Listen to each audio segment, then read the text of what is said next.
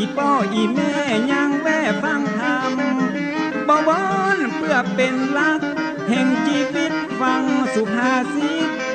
คำสอนด้วยพระครูวิสิทธิ์ศีลาภรณ์เจ้าคณะตำบลป่าแดด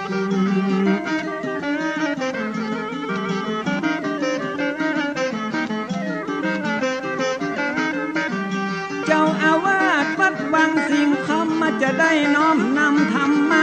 108ใกล้ตัวใกล้ตาลองแม่ที่เฮาได้หันถึงวันปรมัตถ์สัทธรรมพระพุทธยังยุดโคตรโลภโมหันมาเตือนสติหูตันแล้วจะเบิกบานสดชื่น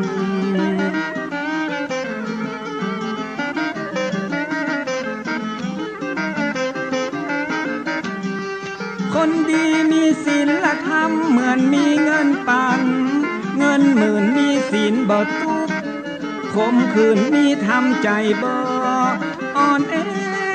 ขาดศีลเหมือนปลานินติดเบ็ดขาดธรรมเหมือนปลาเสด็จติดแห่ฟังธรรมเอาธรรมะดูแลถือศีลเอาศีลยึดเหนี่ยว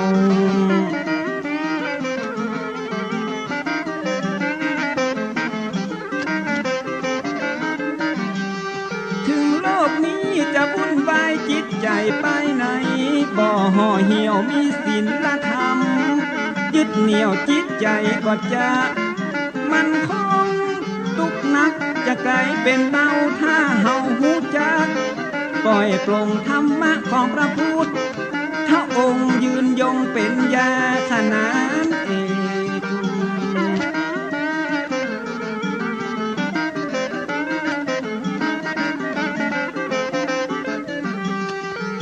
การมรดกทำกรรมเมืองนำเรื่องดีๆพิเศษ6 โมงเมื่อเจ้าฟังเทศตั้งวิทยุระบบ FM เติมศีลสมาธิปัญญาแก่กล้าสมบูรณ์ภูมิเต็มสร้างภูมิต้านทานเพชรเกมอิ่มเอมเข้าใจแจ้งที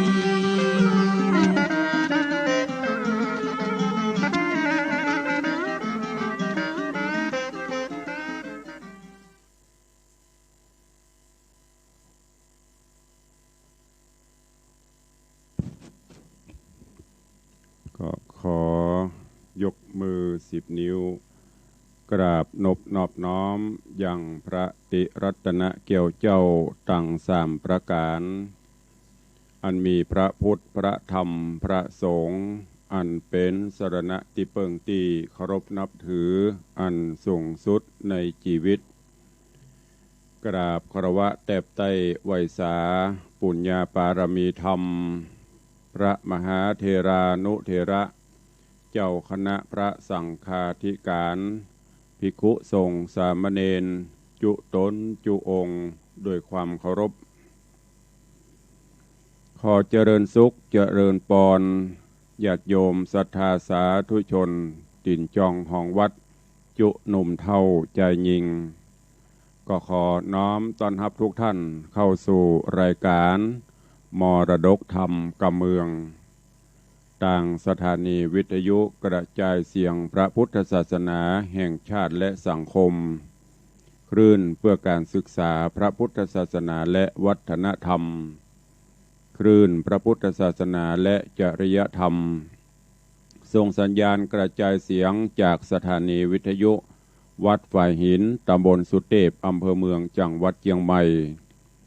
สถานีวิทยุวัดหนองกายตำบลสันปะยางอำเภอแม่แตงจังหวัดเชียงใหม่สถานีวิทยุบริการสาธารณะวิทยุ CM77 วิทยุอินเทอร์เน็ตล้านนาสถานีวิทยุพระพุทธศาสนาจังหวัดเชียงรายสถานีวิทยุ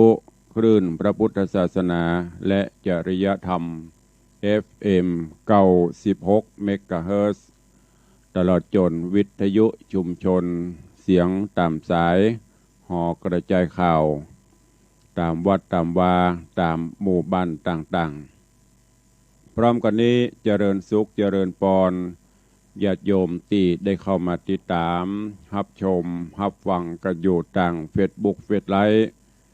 บอกว่าจะเป็นเฟซบุ๊กของวัดวังสิงห์คำเฟซบุ๊กของ104ธรรมะคลายเครียดวัดฝ่ายหินเฟซบุ๊กของญาติธรรมญาติโยมที่ได้เข้ามาแล้วก็กดแชร์กดไลค์ส่งสัญญาณให้เพื่อนๆในกลุ่มได้สดับรับฟังกันเจริญปอนต้อนรับเน้อคุณโยมจันทิพย์ตุนแก้วหรือโยมปินิ่มกำลังเข้ามาเป็นคนแรกในการรับชมรับฟังพระกันวันนี้เป็นวันพระวันศีลเน้อวันนี้เป็นวันสำคัญในทางพระพุทธศาสนาเฮาแถมวันหนึ่งคือเป็นวันอัฐมีบูชาก็คือเป็นวันถวายพระเพลิงพระบรมศพสมเด็จพระผู้มีพระภาคเจ้าหลังจากที่เมื่อวันวิสาขบูชาที่ผ่านมาอันเป็นวันคล้ายวันประสูติตรัสรู้และปรินิพพานต่อจากนั้นมาก็แถม7 วันเปิ้นก็ถ้าเป็นคนบ้านเฮาก็คือตั้งศพบำเพ็ญกุศลวันนี้7 วันก็จะเป็นวันเผาถ้าเป็นภาษาชาวบ้านล้านนาเฮานี่นะแต่ในภาษาธรรมะก็คือเป็นวันถวายพระเพลิงพระบรมศพขององค์สมเด็จพระผู้มีพระภาคเจ้าวันนี้เป็นวันอัฐมีบูชาก็ในรายการเฮาก่อนที่จะได้ฟังน้ำฟังธรรมอู้จากันนั้นก็จะได้นำปาญาติโยมศรัทธาเฮาทุกท่านได้ไหว้พระนบธรรมได้สมาทานศีลจากนั้นเขาก็จะได้ฟังน้ำฟังธรรมกันเป็นลำดับไปโอกาสบัดนี้เจริญปอนเจิญทุกท่านเนอะกลั่นจิตหื้อใสกลั่นใจหื้อสะอาดท่านผู้ใดที่ได้เตรียมดอกไม้ธูปเทียนถ้าอยู่ยังบ้านยังจองก็ยื่นโยงองค์การถวายดอกไม้ธูปเทียนส่วนท่านที่ไปวัดไปวาก็ไปใส่ขันดอกขันแก้วตั้ง3ไหว้พระนกธรรมดังที่เฮาได้ปฏิบัติกันมา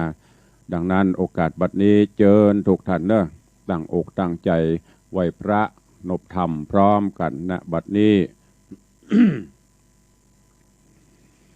อิมินาสการเรนะ